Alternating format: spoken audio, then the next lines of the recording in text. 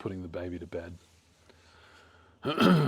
just before, and the normal night routine is to change his nappy, put him in his sleep suit, and read him a book, rock him to sleep. And my daughter comes in and she likes to say goodnight to him, give him a hug, but she'd been taking an extra long time on the toilet, 6-year-old girl. So I was a little bit annoyed that she was taking so long. It's something that seems to happen regularly. And she came in and went to snatch her little brother from me while I was trying to change him. And I just instantly said, "Don't snatch," in quite a loud tone. It shocked her. She ran to her room crying. Her mum comes in and says, "Why'd you yell? Go and apologise to her." I went and apologised. But this whole experience of parenting, it's really been bringing up a lot of things for me. It's been bringing up this soft culture which we've developed.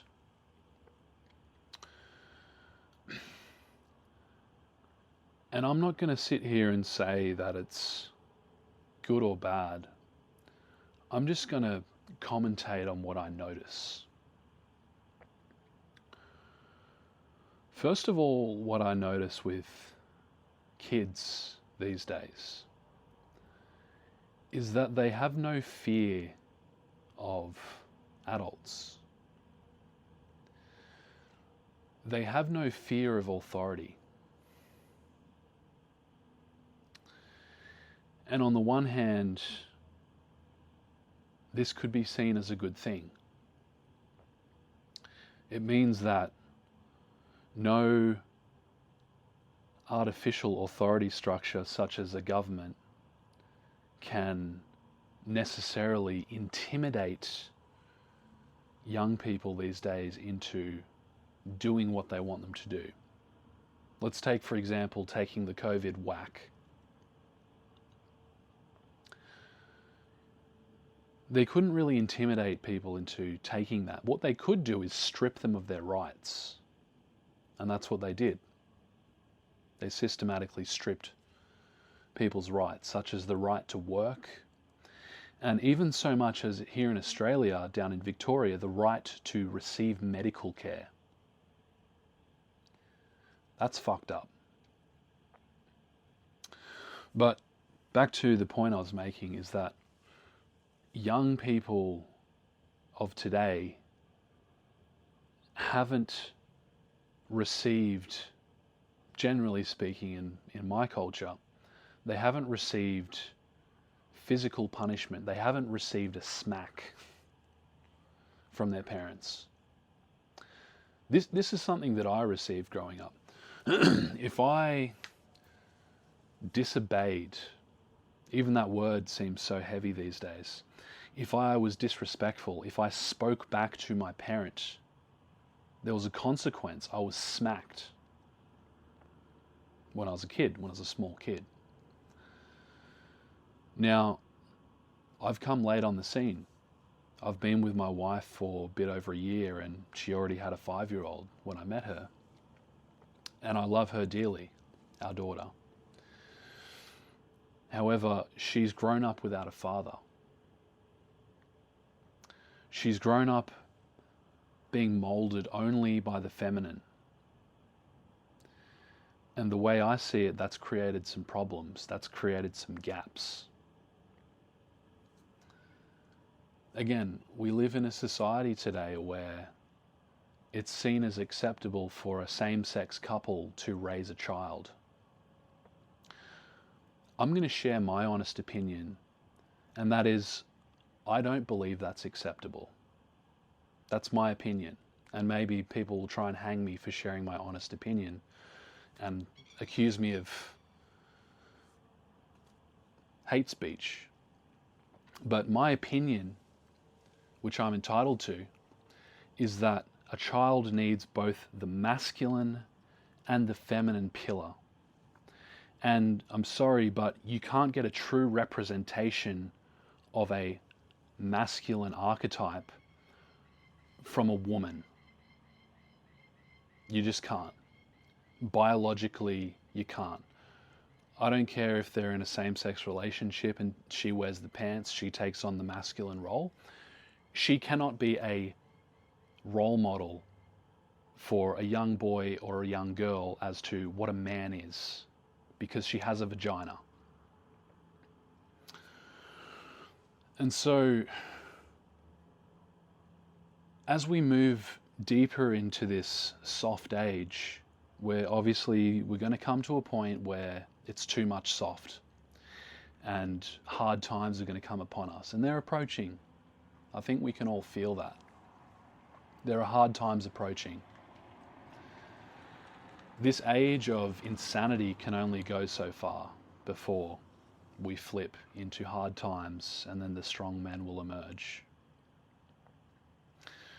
But in the meantime, it's interesting for me to navigate this, in my own home as a parent, dealing with my daughter, and soon I'll be dealing with my son once he becomes a boy, once he's grown out of his babyhood and he's interacting with us, talking, walking, starting to form his own personality.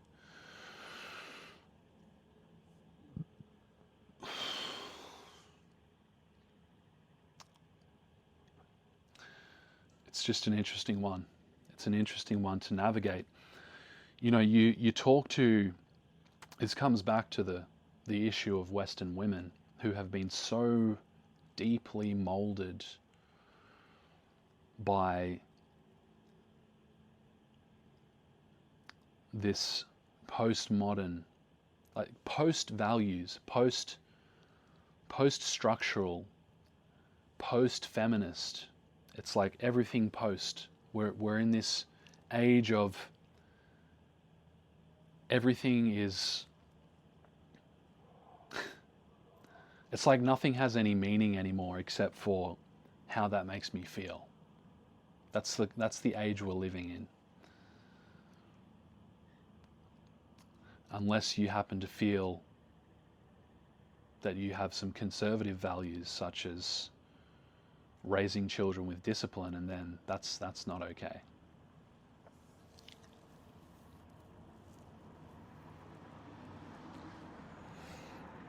Let me bring it back to sexual alchemy.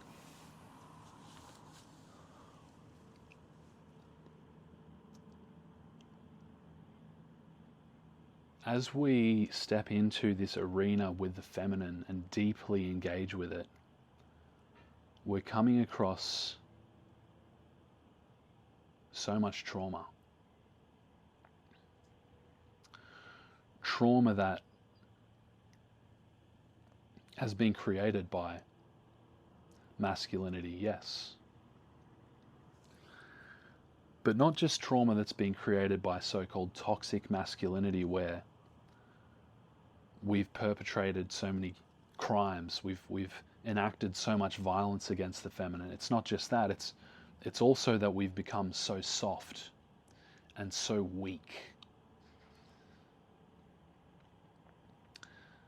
And to me, that's the greater crime. Maybe they're equal, but that's the one that's really catching my attention right now.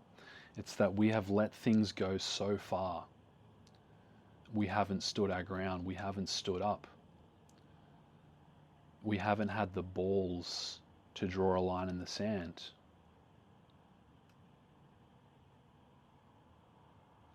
To create strong boundaries with our kids, with our family, in the way that we act with women.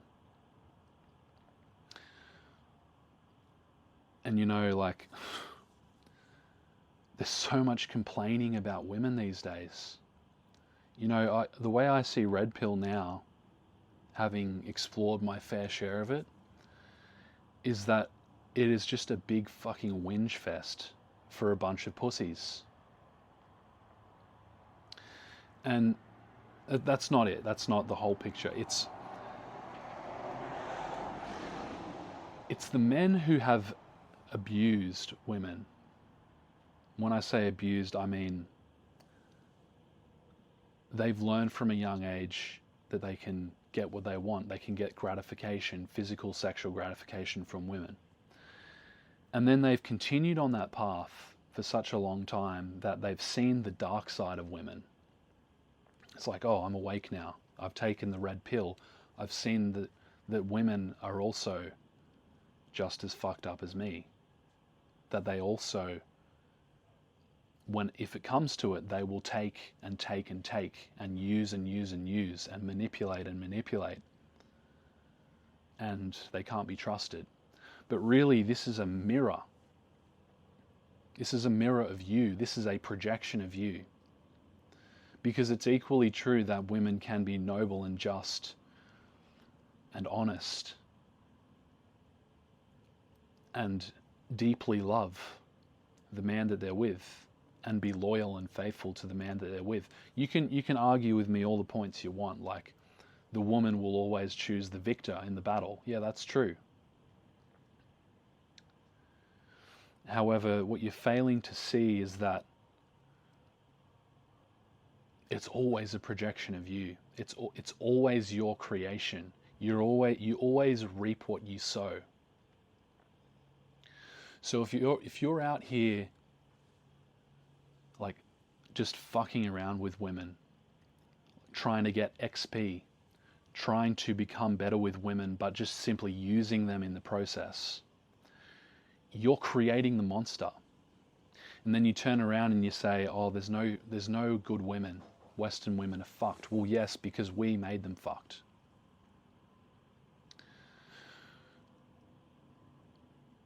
So what I'm seeing more and more is that this blame has to stop. This complaining, it's so pathetic.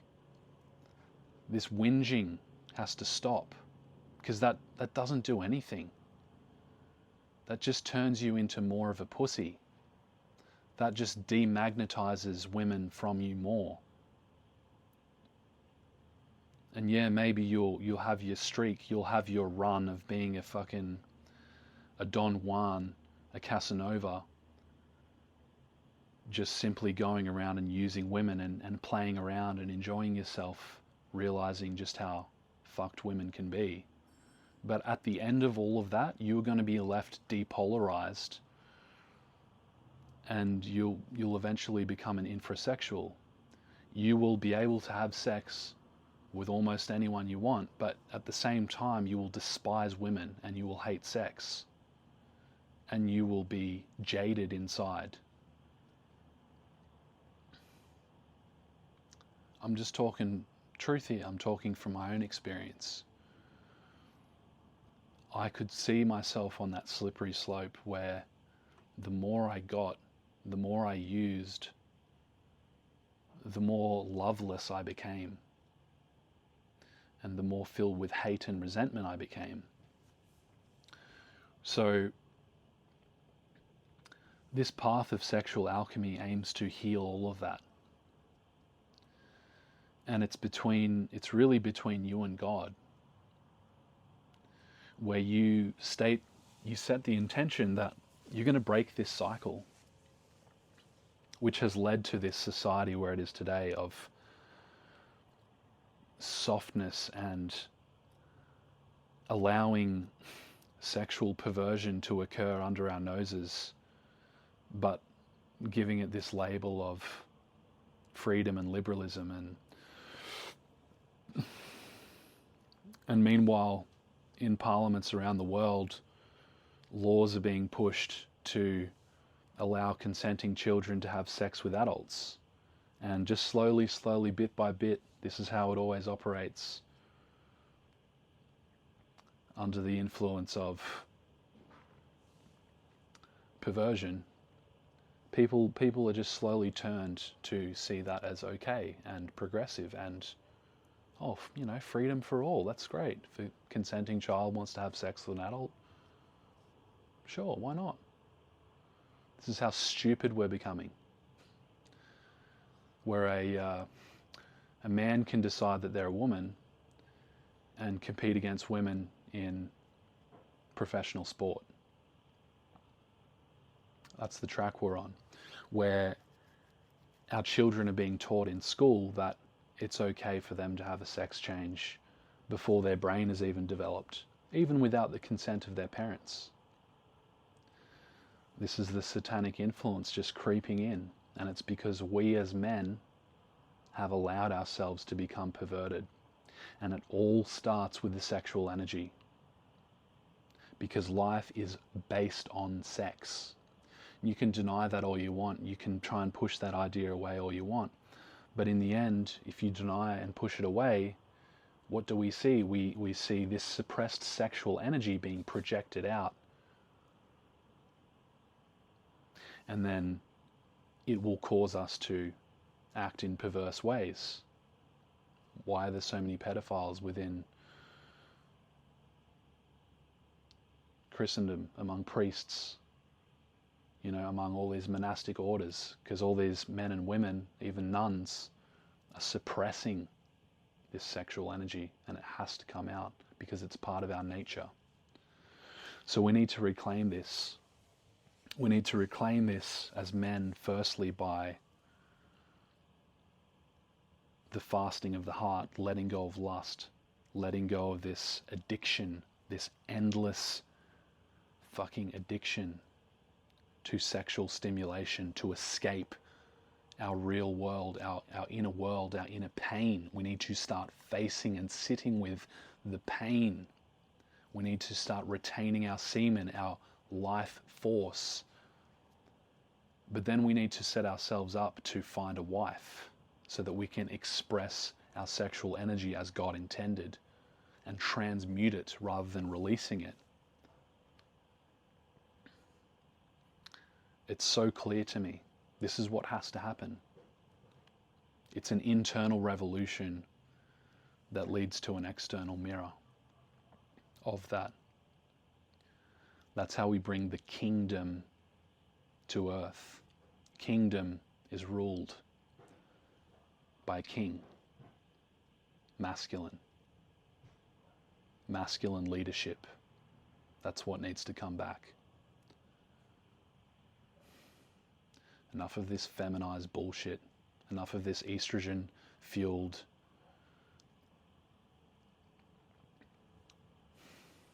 anything goes liberalism bullshit.